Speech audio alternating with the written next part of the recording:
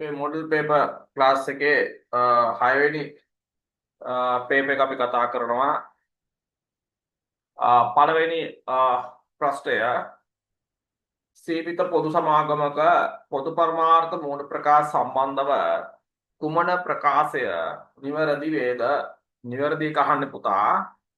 ඒ ව්‍යාපාරයේ ඇල්මක් දක්වන පාර්ශවයන්ට තීරණ ගැනීම සඳහා මූල්‍ය හා මූල්‍ය නොවන තොරතුරු සපයනු ලබයි. පොදු පරමාර්ථ වල සපයන්නේ මූල්‍ය තොරතුරු විතරයි. ඒ නිසා ඒ උත්තරේ ගන්න බෑ, ඒක වැරදි. ව්‍යාපාරයේ ඇල්මක් දක්වන පාර්ශවයන්ට තීරණ ගන්න මූල්‍ය තොරතුරු සපයනවා, ඒක නිවැරදි. මූල්‍ය ප්‍රකාශ මගින් අතීත පුරෝකතන කරනද මූල්‍ය තොරතුරු සපයයි, ඒකත් නිවැරදි. එනම් B හා C තමයි නිවැරදි. අපේ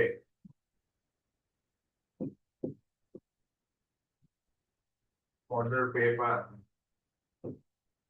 6 තමයි අද යන්නේ.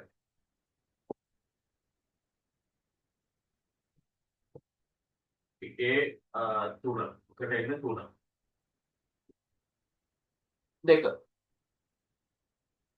2 හා 3 වලට අපිට තොරතුරු දෙනවා. ඒකේ මම කිව්ව කරෙක්ෂන් එකක් තිබ්බ හදාගන්න කියලා. අර 1600 ඇවිල්ලා උපලබ්ධි ඌචෙක් කියලා තියෙන්න ඕන. අපෙන් අහනවා මුදල් පාලන ගිණුමානුව නිවැරදි ශේෂය, කියන සංශෝධිත ශේෂය අහන්නේ 19.3.31ට, ඒ වගේම 19.4.30ට. අපිට දීලා තියෙනවා ගානේ උඩ ව්‍යාපාරයක මුදල් ගනුදෙනු බැංකුවක ජංගම ගිණුමක් මගින් කරනු ලබයි. බැංකු සැසඳුම් ප්‍රකාශ වලින් උටාගත් තොරතුරු මෙසේය. 2019 3.31ට දෙනවා, 19.4.30ට දෙනවා. උපලබ්ධි නොවූ චෙක්, ඉදිරිපත් නොවූ චෙක් දෙනවා. බැංකු ප්‍රකාශනයේ ශේෂය දෙනවා. එහෙනම් සරලයිනේ. සංශෝධ ශේෂය ගන්න පුළුවන්. එහෙනම් ගානේ යට ඉඳන් උඩට ගියා නම් අපි ගහනවා පොඩි සතුටුම් දෙකක්.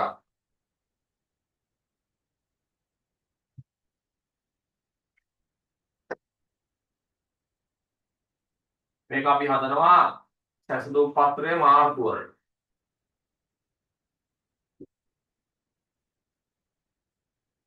මේක හදනවා සැසඳුම අප්‍රේල්. අපිට දීලා තියෙනවා බැංකු ප්‍රකාශනය අනුව ශේෂය මාර්තු වල 500යි. අප්‍රේල් වල 660යි. උපලබ්ධි නොවූ චෙක් දෙනවා අප්‍රේල් 150යි. මේක අඩු වෙනවා 150, උපලබ්ධි නොවූ අඩු වෙනවා.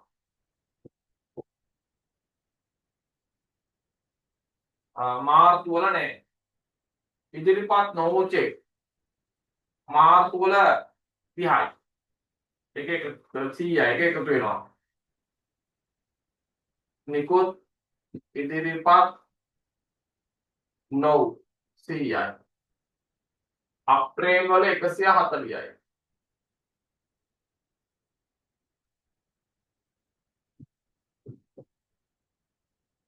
දැන් යටින උඩට යන්න. 500ට 100 අඩු වුණා නම් 400යි. එහෙනම් මේ තමයි සංශෝධිත ශේෂය. යටින් ඉඳන් උඩට යන්න. 150 එකතු කරන්න. කොට 810යි. 140 අඩු කරන්න. 670. එහෙනම් 400යි 670යි. උත්තරේ 2. දෙකට උත්තරේ 2. තුනෙන් අහන්නේ අප්‍රේල් මාසය සඳහා මුදල් පාලන ගිණුමට අනුව මුදල් ලැබීම් හා ගෙවීම් වල එකතුව. එහෙනම් ලැබීම් හා ගෙවීම් වල එකතුව අපිට ඒක ගන්න පුළුවන් බැංකු ප්‍රකාශයේ තොරතුරු මත. එහෙනම් මුලින්ම අපි ලැබීම් බලමු. අපිට දෙනවා බැංකු ප්‍රකාශයේ තොරතුරු වල උපලබ්ධි වූ චෙක්. උපලබ්ධි වෙන්නේ අපි ලැබුණු චෙක් තැන්පත් කරාමනේ. එහෙනම් 1600යි. ඒකෙන් අපිට අප්‍රේල් වල තියෙනවා උපලබ්ධි නොවු චෙක් එක 150. ඒකත් එකතු කරනවා. මොකද අපිට ලැබුණු චෙක් බැංකුවේ තැන්පත් කරා ඒක උපලබ්ධ වෙලා නැහැ. බැංකු ප්‍රකාශයෙන් අපි ගත්තේ උපලබ්ධ වෙච්ච ටික විතරයි. දැන් 150 උපලබ්ධ නොවු එකතු කරනවා. ඒතර එනවා 1750යි. ඒ කියන්නේ මේ මාසේ තිබ්බක ඒව එකතු වෙනවා. ගිය මාසේ තිබ්බනම් ඒක අඩු වෙනවා. මොකද ඒක අපිට මේ මාසේනේ අහන්නේ. ඒතර ගිය මාසේවත් උපලබ්ධ වෙලා තියෙන්න පුළුවන් බැංක් එක තුල. ඊට පස්සේ අහනවා ගෙවි. ඔක්කොම ගෙවි. බැංකු ප්‍රකාශයේදී ඔක්කොම ගෙවීම් කළා 1300ක්. අප්‍රේල් වල ඉදිරිපත් නොවු 140 එකතු වෙනවා. ඒතර 1440යි. මාර්තු වල තියෙනවා ගෙවීම වල ඉදිරිපත් නොවු 100. ඒක අඩු කරනවා. ඒ 100 මේක ඇතුලේ තියෙනවා. මේ 100 මෙයාගේ ඇතුලේ තියෙනවා. ඒ හින්දා ඒක අඩු කරනවා. ඒතර 1340යි. ඊට අමතරව ආහාර බැංකුව ගෙවලා තියෙනවා ආහාර බදු. ඒකත් අපේ ගෙවීමක්. ඒකත් එකතු වෙනවා. 1350යි. 350යි. now උත්තරේ 1. තුනට උත්තරේ 1. 4.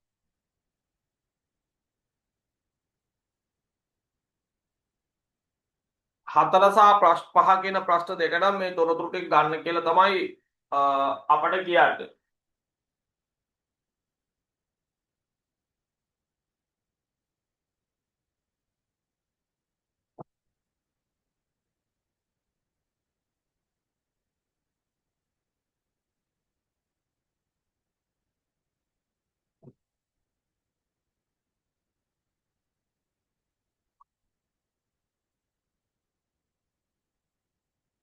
හතරෙන් ගන්නේ මූලික පොතයි මූලික ලියවිල්ලයි.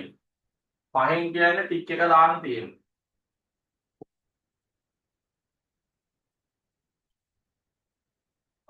රුපියල් 50ක ප්‍රතිස්ථාවක් සහිත සාමාන්‍ය කොටස් ලක්ෂයක් නිකුත් කර මුදල් ලබා ගත්තා. එනම් කොටස් නිකුත් කිරීම සාමාන්‍යයෙන් අපි ලියන්නේ පුතේ පොදු ජර්නලය තුල.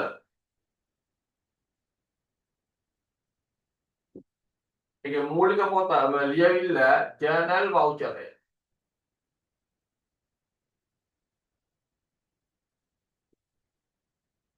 එතකොට ඒක අපි විනුම් වලට ගත්තොත් කොටස් නිකුත් කරාම මුදල් හැර ප්‍රකාශිත ප්‍රාග්ධනයේ බැර. ඒතර මුදල් කියන්නේ වත්කමක්.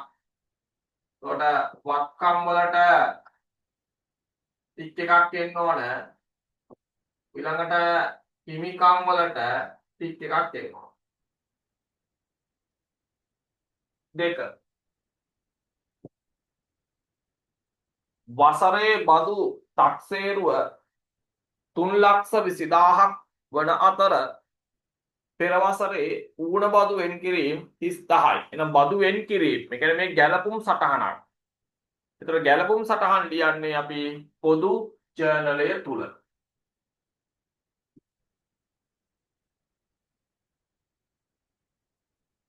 ලියවිල්ල ජර්නල් වවුචරය.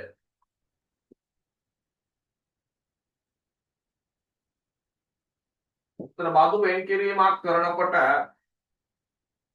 ඒක වෙන් කරපු ගාක අපිට වගකීමක් වෙනවා. ඒ වගේම ලාභයෙන් වෙන් කරනකොට ඒක අපිට වියදමක් වෙනවා. වගකීම් වලටයි වියදම් වලටයි ටික එකක්.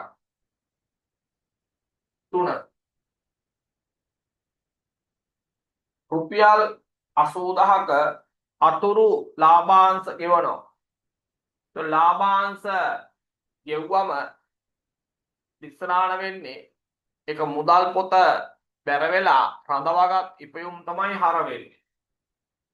එහෙනම් මුදල් ගෙවීම් ජර්නලය ගෙවීම් වවුචරය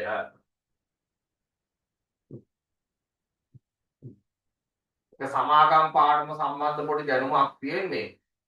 ඒතර ඒක මුදල් වලින් ගෙවන හින්දා වත්කම් වලට ටික් එකක් එනවා. ඒ වගේම ඒක රඳවාගත් ඉපියුම් කියන්නේ හිමිකම් ගිණුමක්. ඒතර හිමිකම් වලට ටික් එකක් ගන්න. 4. මාර්තු මාසයේ ලක්ෂ 10ක විදුලි බිලක් ව්‍යාපාරට ලැබෙනවා. බිල ලැබුණා කියලානේ කියන්නේ. ඒතර තාම ගෙවීමක් ගැන සටහනක් නැහැ. එහෙනම් උපචිතයි. දැන් ලියන්නේ අපි ඒවා පොදු ජර්නලයේ ලියවිල්ල වෙන්නේ ජර්නල් වවුචරය. ඉතින් අපි ඒක තාම ගෙවලා නැහැ. ගෙවුවත් නැතත් ඒක වියදමක් සහ වගකීමක් වෙනවා. ඒතර වගකීමක් වල ටික එකක් වෙනවා. අනිත් පැත්තෙන් වියදම වල ටික එකක්. ඒතර ලකුණු එක ගානේ තමයි හම්බෙන්නේ. මෙතන ලකුණු 1යි, මෙතන ලකුණු 1යි. ඒතර ලකුණු භාගයේ ගාන තමයි හැම එකටම ලැබිලා තියෙන්නේ. 6.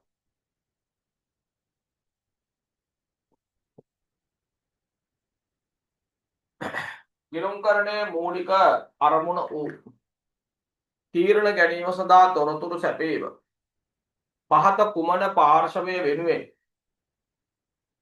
කරන්නක්ද යන්න නිවැරදිව සඳහන් වන ප්‍රකාශය වන්නේ. කියන්නේ මූලික අරමුණ වූ තීරණ ගැනීම සඳහා තොරතුරු සැපීම කුමන පාර්ශවයක් වෙනුවෙන් කරන්නෙක්ද යන්න ප්‍රකාශ වන්නේ. බදු අය කරන පාර්ශව සඳහා බදු අය කරන අය වෙන්න අපි රජය වෙනුවෙන් ගිණුම් තබන්න ඕන. ගිණුම් කරන ප්‍රතිපත්ති තීරණය කරන්නන් සඳහා කියන කළමනාකරුව තමයි ප්‍රතිපත්ති තීරණය කරන්නේ කවුන්ටර්ලා. ඒතර ඒක අපි අපිට ගිණුම් කරන ප්‍රමිතවල නිර්දේශ ගන්න වෙනවා. ඒක හරි. ඇල්මැති පාර්ශව සඳහා ඒකත් හරි. එහෙනම් B හා C උත්තරේ දෙක. 7.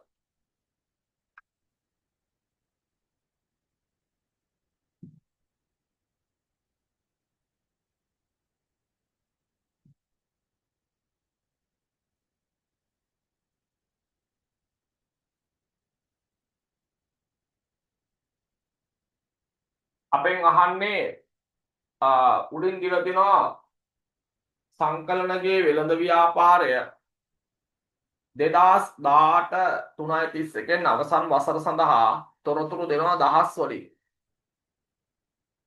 3:31 ශුද්ධ වත්කම් දෙනවා. 17යි 3:31 ශුද්ධ වත්කම් දෙනවා. වසර තුල උපයා ඇති ලාභය 2700යි කියලා දෙනවා.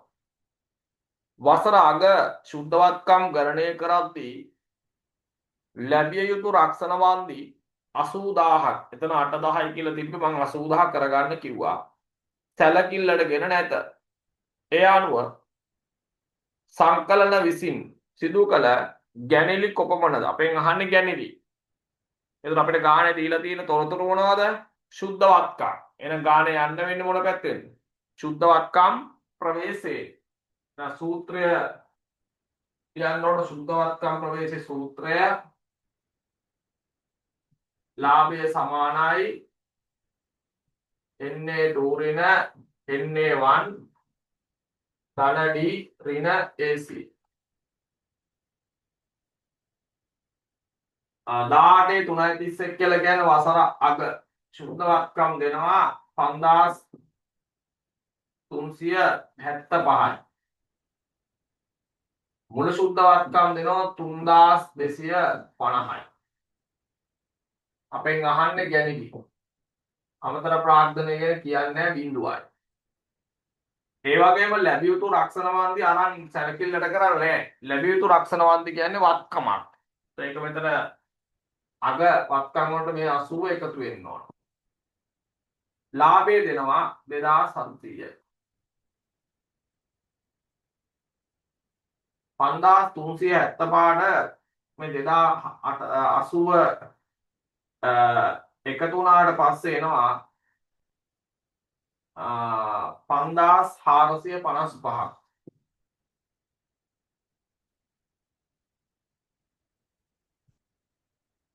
D මේ පැත්තේ තනි කරනවා ධන 5455 ඍණ 5455 වෙනවා.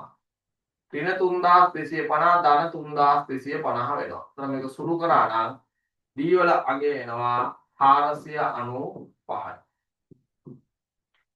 උත්තරේ 5. 8.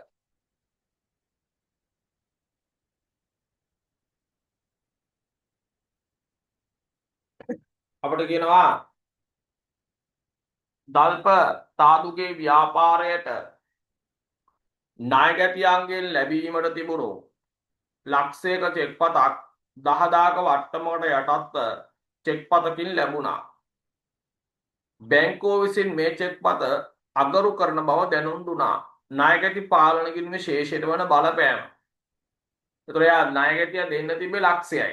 හැබැයි ආ 10000ක වට්ටමක් එක්ක චෙක් එකක් දෙනවා. ඒ චෙක් එකේ ගාන 90000යි. දැන් මේක රිටර්න් වුණා නම් පුතේ වට්ටමත් අහෝසි වෙනවා. ඒතර නැවත ණයගැතියා ලක්ෂයකින් වැඩි වෙනවා. උත්තරේ 3. 9. 9 සහ 10 ප්‍රශ්න වලට මේ තොරතුරු ගන්න කියලායි කියන්නේ. අපෙන් අහනවා මුදල් පාලන කිරීමේ ශේෂය, ඒ වගේම ණයගැති පාලන කිරීමේ ශේෂය. එන්න මුදල් මෙන්න ණයගැති.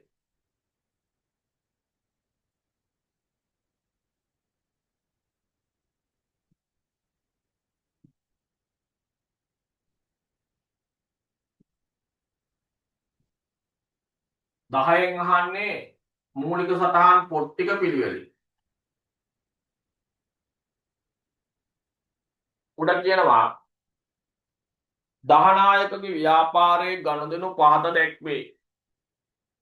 2018 3.5 ලක්ෂ 2ක් පිරිවැය වූ තොගයක් 1,80,000කට විසිතුරට ණයට වික්කා. ණයට විකුණුනේ වලියන්නේ විකුණුම් ජර්නලේ.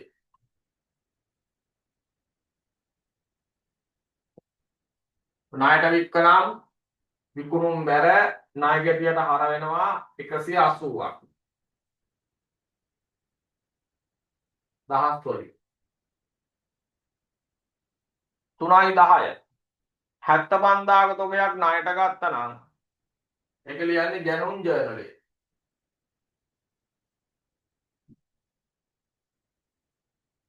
ගැනුම් හර ණයිමි බැර මෙතනට අදාළ නැහැ. විවිධ ආදායම් ලැබුණා. ලැබෙද්දි ලියන්නේ මුදල් ලැබීම් ජර්නලය.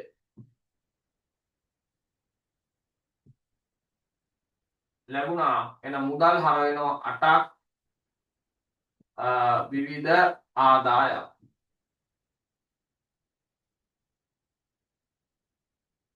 තුනයි 25 විස්තුරුගෙන් 75000ක චෙක්පතක් ලැබුණා. ලැබුණා නම් ඒක ලැබීම් ජර්නලය.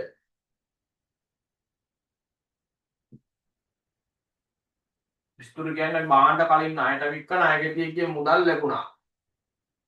75යි ණයගැටියට බැර. මුදල් 75යි. විසිතුරු 30ක් වටිනා තොග හරවා එවා ඇත. හරවා එවුවනම් ආපසු එවුම් ජර්නලය.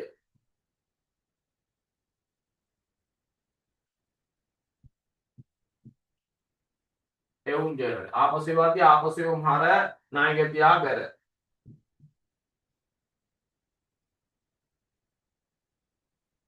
එහෙනම් මුදල් වල එකතු වෙනවා 83යි.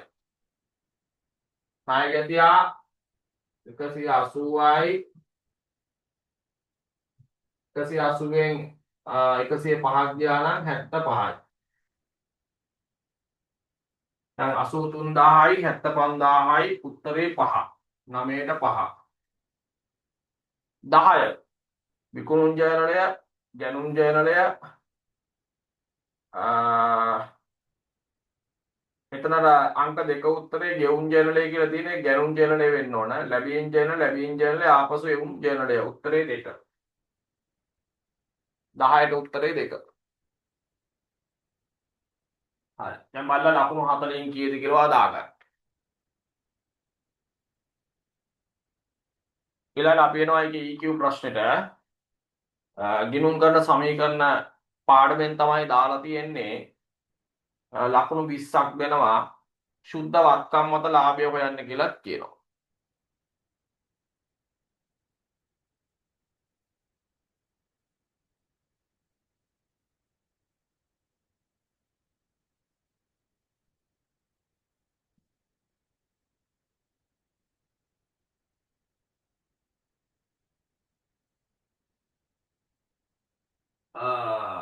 හරි.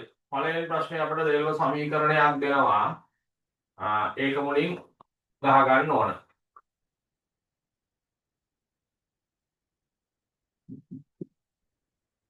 තීරු තියෙනවා 7ක්.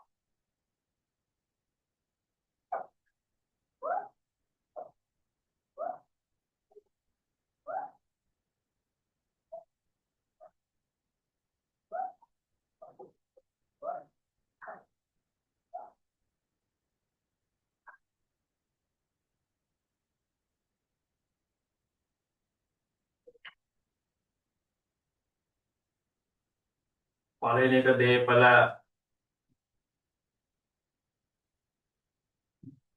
පිරියත සේ වෙළඳ ලැබිය යුතු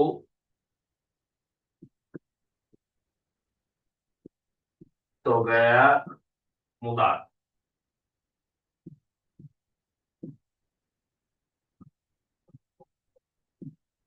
වෙළඳ ගෙවිය යුතු බැංකු ණය හිමිකම්. P දහස් වලින් හදාගන්න. ගණදෙනු 6ක් තියෙනවා. එන රූල් 7ක් 8ක් ඉඳ තියන්න. ඊළඟට අහනවා අංක 2කින් සුද්ධ වත්කම් මත අපෙන් අහන්නේ. අපි ඒකට සූත්‍ර ලියා ගන්නවා. ලාභය සමානයි NA2 ඍණ NA1 ධන D ඍණ AC. එයාලා මුලින්ම ආරම්භක ශේෂ ටික දාන්න කියලා කියනවා. මුලින්ම ඒ ටික දාගමු. ඉඩම් මෝට්‍රත ලීබඩු කියන්නේ තුනෝ පුතේ දේපල පිරියත. ඒ තුන එකතු කරන්න. 1400යි 1000යි 2400යි 500යි 2900යි. තොගය 105යි. වෙළඳ ලැබිය යුතු 135යි. මුදල් 550යි. බැංකු ණය කීයයි? වෙළඳ ගෙවිය යුතු 450යි. එහෙනම් අපිට හිමිකම හොයන්න පුළුවන්නේ මේ හතර එකතු කරලා මේ දෙක අඩු කරන්න. එතකොට අපිට කෙලින්ම හිමිකම එනවා.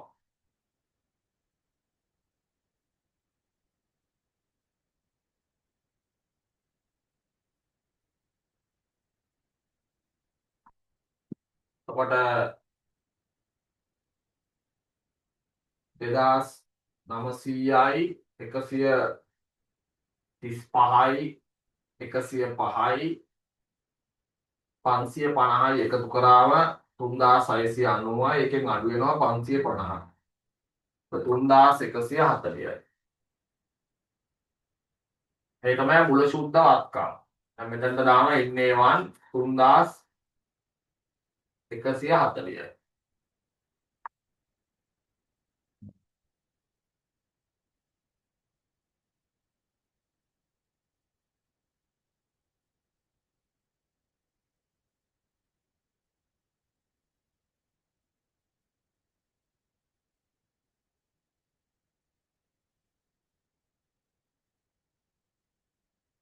3140යි.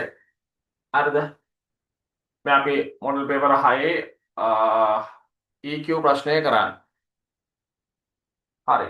එතන ඔන්න අපි ඒ ටික ගත්තා. එතන මේක අපි දුන්නේ නැහැ ගානේ අපිට ඒක හොයන්න උනා. එතන අපි ඒක හොයාගත්තා. ඊළඟට කියනවා 1 65ක් වටිනා භාණ්ඩ තොගයක් මිලට ගත්තා. එහෙනම් තොග ධන වෙනවා 65ක් මුදල් අඩු වෙනවා 65ක්. 2 80ක් වටිනා පිරිවැය භාණ්ඩ 115කට වික්කා. විකුණන ලද අතර 75ක් ලද අතර ඉතිරිය ණයට. එහෙනම් අපේ තොගය අඩු වෙනවා 80ක්. අපිට 75ක් ලැබෙනවා. එහෙනම් මුදල් ධන වෙනවා 75ක්. ඉතිරිය ණයට 115යි 75යි අතර වෙනස 40යි. වෙළඳ ලැබිය යුතු ධන වෙනවා 40යි. ඒතර 80ක තොග 115කට විකුණද්දී අපිට ලාභයක් තියෙනවා 35ක්. එහෙනම් හිමිකම ධන වෙනවා 35ක්. 3 ජනවාරි මාසයේ ගොඩනැගිලි කුලිය ගෙව්වා 20යි. එහෙනම් මුදල් අඩු වෙනවා 20ක්. ගොඩනැගිලි කුලිය වියදම හිමිකම අඩු වෙනවා 20ක්. 4 100ක් වටිනා නායකයන්ගෙන් මුදල් ලද අතර වට්ටම 5යි. එහෙනම් 100ට 5ක් කියලා කියන්නේ 5යි. ඒතර වෙළඳ ලැබිය යුතු 100ක් අඩු වෙනවා. දුන් වට්ටම අපිට වියදමක් හිමිකම අඩු වෙනවා 5ක්. එහෙනම් මුදල් ලැබෙන්නේ 95යි. 5 මියුරු තම නිවසේ විදුලි බිල 5ක් ව්‍යාපාරයේ මුදලින් ගෙව්වා. මියුරු කියන්නේ අයිතිකරු. අයිතිකරුගේ නිවසේ විදුලි බිල ව්‍යාපාරයේ ගෙවලා. එහෙනම් ගෙවනකොට ව්‍යාපාරයේ මුදල් අඩු වෙනවා 5ක්. ඒක අයිතිකරුගේ ගැනිල්ල නිසා හිමිකම අඩු වෙනවා 5ක්. ගැනිලි නම් මෙතන සූත්‍රයේ D වලට එන්න ඕන 5යි. 6 බැංකු ණය 6ක් ගෙවූ අතර එහි ඇතුළත් ණය පොලිය 1යි. මුදල් අඩු වෙනවා 6ක්. ණය පොලිය වියදම හිමිකම අඩු වෙනවා 1ක්.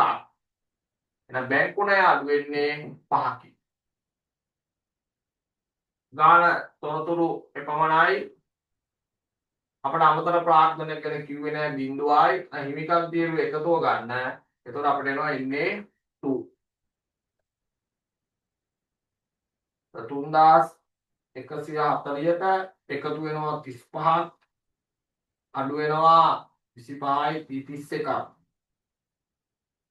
3144යි. ඒක කියනවා NA2 3144යි.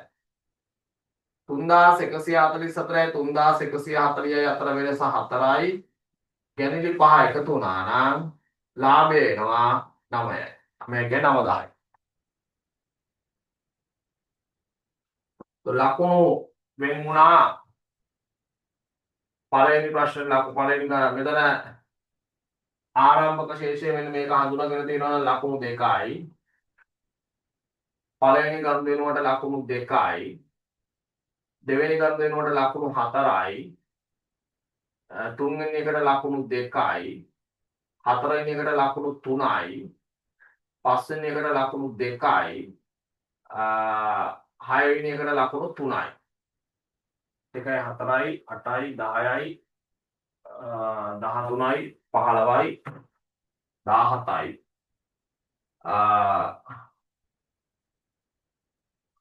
මෙතන තුන්වෙනි ගණන් දෙනකොට 1 ලකුණයි. හයවෙනි එකටත් 1 ලකුණයි. මෙතන 3140 1 ලකුණයි. මෙතනට ලකුණු 1යි. මෙතනට ලකුණු 2යි. අවසාන උත්තරේ හරි නම් 1 ලකුණයි. 1යි 4යි 8යි 9යි 12යි 15යි 17යි 18යි 20යි. මොන ලකුණු 20 වෙන් වෙච්ච විදිය. එතනින් අපි මොඩල් පේපර් 6 ඉවර වුණා. අර මේ මාසේ අපේ පන්ති පොඩක් කට්වීමක් වුණා මේ තියෙන එක එක A level සහ ඒ කතන්දර තුල. ඒතර අපි නැත්තම් මේ මාසේ තුන්වෙනි පොතත් එන්න ඕන තත්ත්වයේ තිබ්බේ. හරි.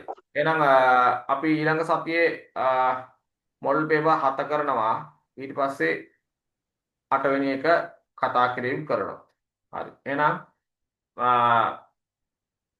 මොඩල් පේපර් 6 ඉවරයි. වැරදි අඩුපාඩු හදාගන්න මුලින් ඉඳන් හිටියේ නැත්තම් මම වීඩියෝ එක අප්ලෝඩ් කරලා දාන්නම්. ඒක තමන්ගේ අඩුපාඩු බලා ගන්න.